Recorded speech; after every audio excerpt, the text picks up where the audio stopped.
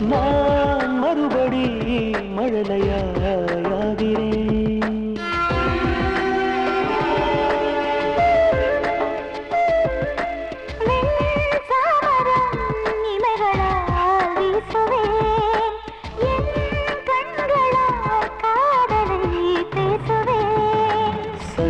சிலையா செய்ததும் மன்மத கலையா சேலையில் அலையா வீசி வரும் பெண்களின் நிலையா